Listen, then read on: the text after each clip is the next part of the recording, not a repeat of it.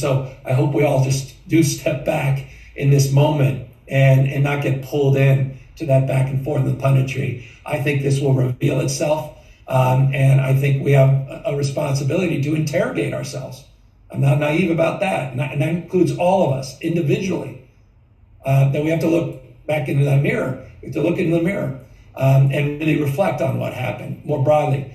But the solution will present itself, a deeper understanding of where we are in the world, not just here in our country, will reveal itself. And I have all the confidence. I'm like, this is like no doubt in my mind that we will figure it out as a party.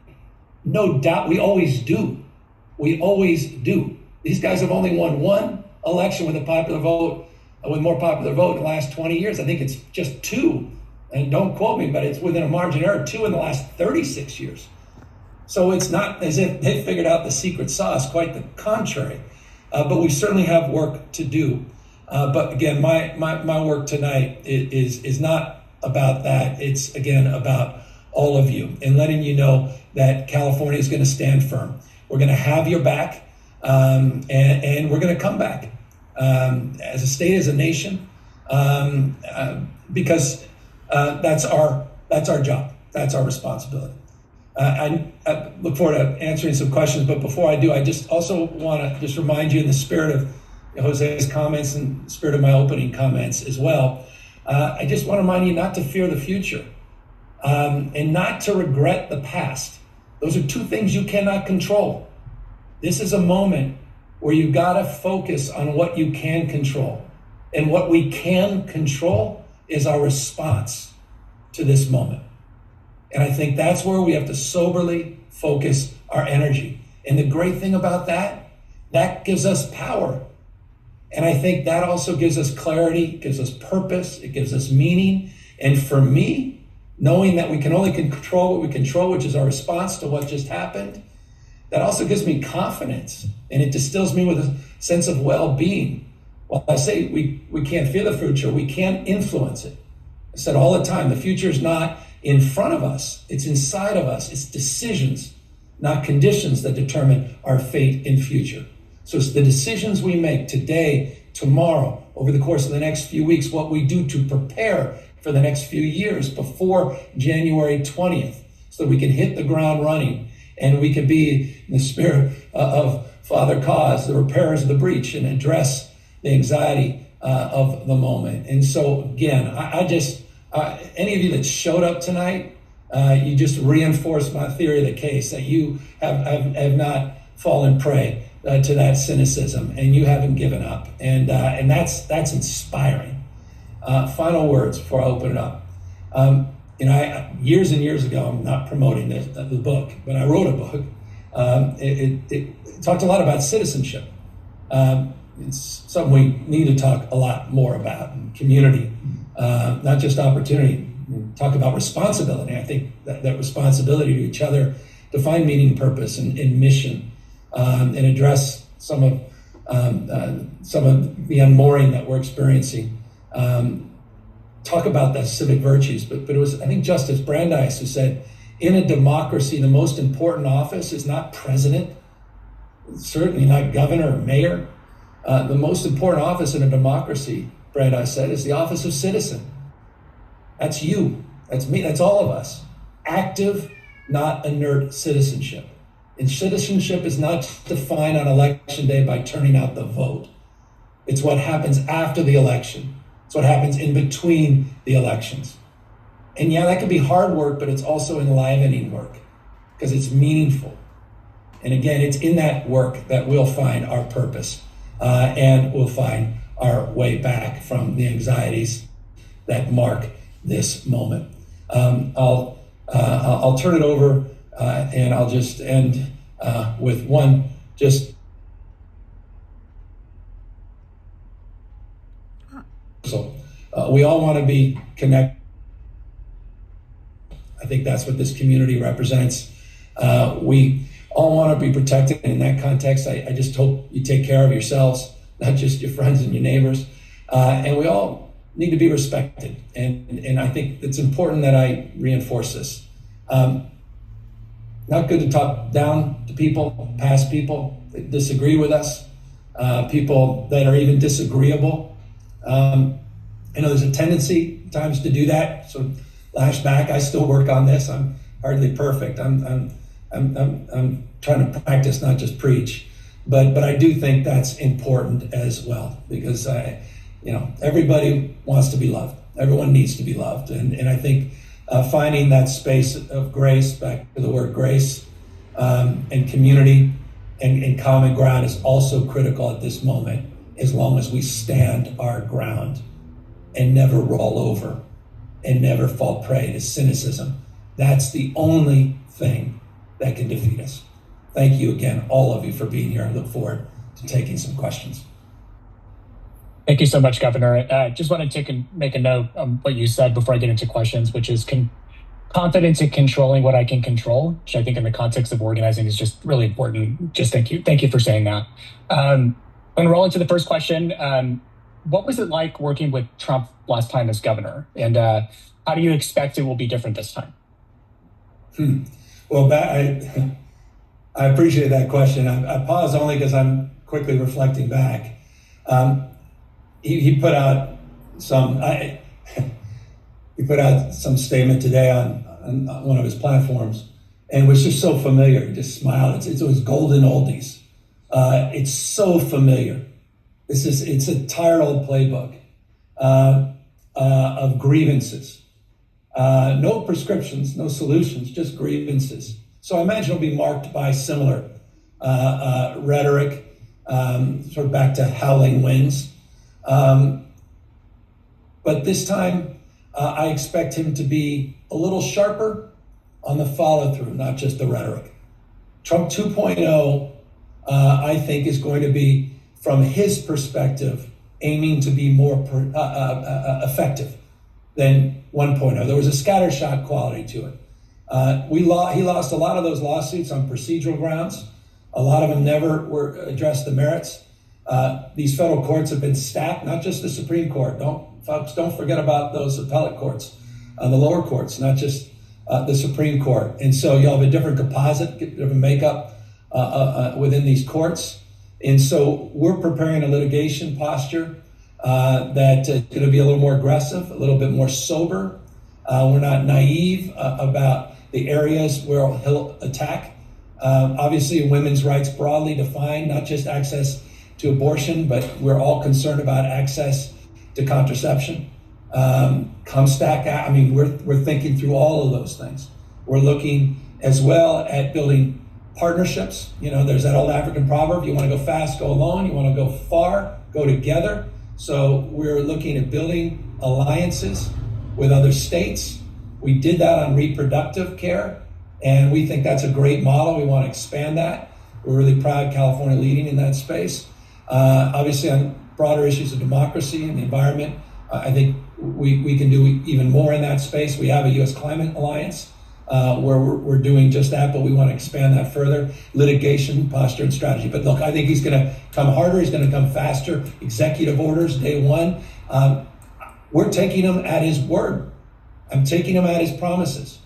And, I think just as it relates to mass deportation, where he doubled down on that just yesterday and reported today with Kristen Walker in a conversation she had. What state is more impacted by that than California? The impact that would have on the economy, the chilling impact that would have on the economy, the tentpole of the U.S. economy, California's innovation, not just Central Valley, but Silicon Valley. You cannot understate that. He wants to attack in the Project 2025 legal immigration. I'm in Ronald Reagan's old office, where we talked about the life force of immigrants. He talked about the life force of newcomers in his last great speech, Ronald Reagan. I'm trying to defend, it's just this great irony, a Democrat trying to defend Ronald Reagan's legacy and Richard Nixon's legacy as it relates to the Clean Air Act.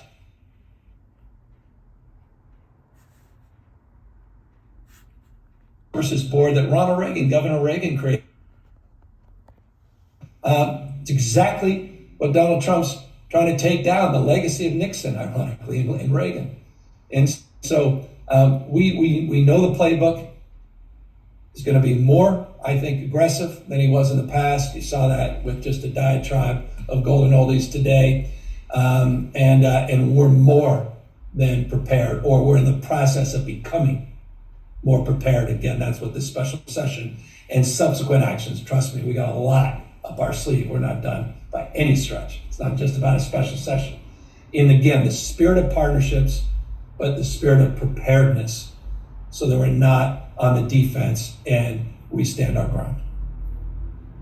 Absolutely. And there definitely is some irony in that, to your earlier point. Governor, you mentioned this earlier. There are millions of people who donated, contributed their money, their time, volunteered, and more to help defeat Trump, who are now definitely feeling discouraged because we still lost, even with all the time and money they put into this election this year. What would you say to those folks? I could say, do what you're doing right now. In fact, you even showed up. I mean, it's Woody Allen's whole thing, 90% of life is showing up. So you show up and don't give in to the fear and anxiety of the moment. These are moments. I've always, my old business side of me, I wrote a little thing for all my small businesses about core ideology. And the core ideology was not situational values, but sustainable values. Not a situational mindset, not short-termism. It's about planting seeds. And when the right conditions come along, success becomes irresistible. It's planting those seeds today. The right conditions are going to present themselves. And the fruits of that effort, now labor obviously will showcase, they'll present themselves. It will become almost irresistible, our success, as some have referred to investments. And so a sustainable mindset, just, not everything all at once, just small steps. Small steps are not small things. Small steps matter. Don't get overwhelmed by everything has to be figured out overnight. Everything has to be fixed today. The only thing we have to fix is our focus on a sustainable mindset to move in a productive way. Again, focus on what we control, and that's our response to things, not the past and not fear of the future. Thank you, Governor. I have one more question for you, and I think it kind of, again, alludes to my earlier point that I was making to folks that I think with seeing how close some of these races are, that could help us gain the majority of the House. Every door knock that we make, every call that we make, every text that we send really does count. But I think there's a lot of folks today, especially our supporters from California, that would love to hear from you. Just a quick update on the unresolved congressional races in California. Anything you want to add there? Yeah, I mean, we closed the last few days of the campaign out on the campaign trail for a lot of those congressional races. And it was great to see many of you. Thank you. Talk about showing up. Unbelievable crowds. Thank you. It wouldn't have been as close as these races are had you not been there. So don't think for a second you wasted time and energy. Quite the contrary. So I mentioned in the beginning, there's hundreds of thousands of votes remaining. And because of the enormity of the votes that come in the state of California, all the absentee ballots, and making sure, because we believe in democracy, we believe every vote counts, regardless of who people voted for. We believe you matter, and we care enough to make sure that signatures match, that it's free and fair. And so we're going to make sure these ballots are cured. We're going to make sure things are done appropriately and transparent and accountable way.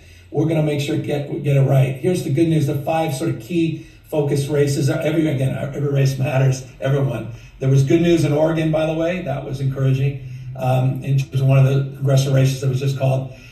There are 2 that I was checking in this morning with 2 of the campaigns that feel really confident. I don't want to say which ones at peril. That feel like they're trending in the right direction as the vote count comes in. And we've seen this before as it relates to those votes in the mail. And so that was encouraging. And the other 3, they're still confident as long, again, as we're diligent in the process and don't fall prey to not doing the hard work of making sure that every single one of these votes is ultimately tallied. And so that's why any of you that want to still canvass for a campaign, you still can, and I encourage you to do that. And by the way, 35,000 of you, I can't believe it. I'm not kidding. I thought we'd get 3,000 to 5,000. Okay, I'm lying. I thought maybe if we reached 10,000. Okay, I'm like serious. I was like maybe a little ego. If we could reach 35,000 of you showed up to this. That's crazy. Okay, so forgive me. I'm now like more confident than I've been about all of us, your state, our country. I mean, you guys have a million damn things to do, and you showed up. So now, just anyone that wants to feel empowered, I always say the happiest people I know are people that volunteer. Volunteer a little extra time, and you can help canvass with these campaigns the last minute. So we don't run, as I love to say, the 90-yard dash, and we finish the job of making sure every vote counts. And by the way, I'd extend that to all of you too. Back to civics, this notion of active, not inert citizenship, this notion that we have agency, we can shape the future, we're not bystanders.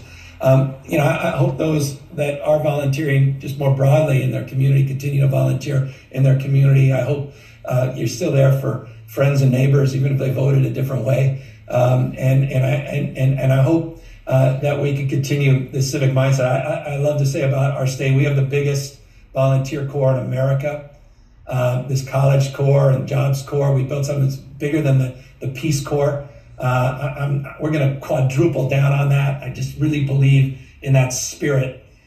Shared experiences, not always about politics, but about people. And so to all of you that are here, even if 0.5% of you helped canvass to finish the job and to support these remaining congressional candidates, that would go a long way.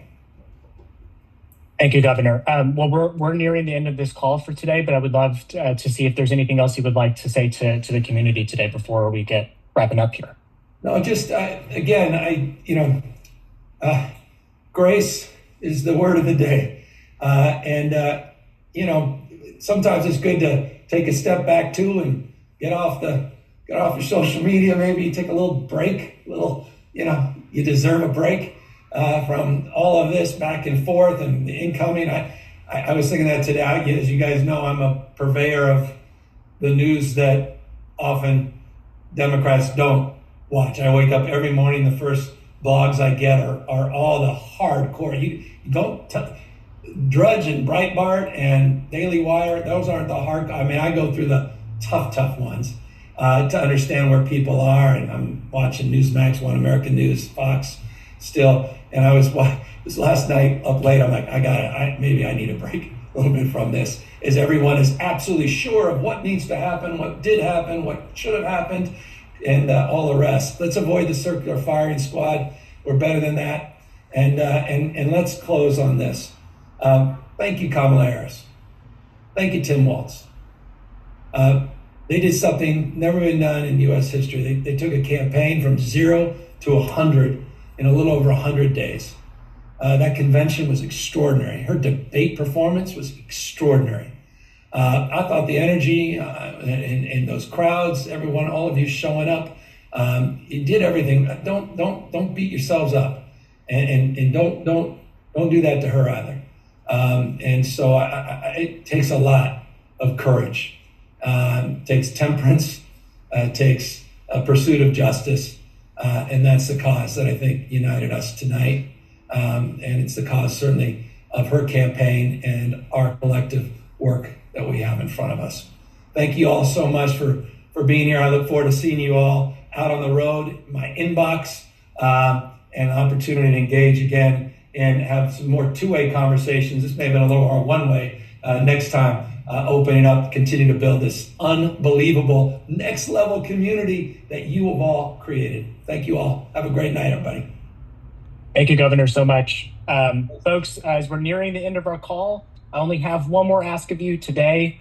We're going to share a quick slide just to make sure that folks have an opportunity to get involved with us. So just give us one moment. Okay, folks, as I said before, and as you heard from the governor, our work does not stop here. If you're interested in rolling up your sleeves and getting to work in the coming months, we'd love for you to join us. If you're joining us from a computer, please pull out your phone and scan that code that you see on the screen. Let us know that you would like to volunteer in the future. Again, if you're joining us from a computer, please pull out your phone and scan the QR code on your screen. Will just be a few different various questions just to tell us how you might want to be interested in getting involved in the coming months. If you're joining us from your phone, please take note of the following link: gavinnewsom.win/vol, VOL. Again, that's gavinnewsom.win/vol. I'm gonna give it a couple seconds for folks to be able to have the opportunity to scan that QR code. If you're joining us from a desktop, pull out your phone, get your camera out, scan that QR code, or go to gavinnewsom.win/vol. Our organizing team is going to be in touch with you for organizing opportunities near you. And last, we're going to be sending some more information over email and text for those who joined the call today, including the link to volunteer and more opportunities to get involved. To the governor's note earlier, being able to participate and support in some of that ballot carrying operations that are happening in some of these key congressional races in the state of California. And folks, with that, thank you so much for taking your time this evening. We greatly appreciate it, and I hope to see you soon. Good night.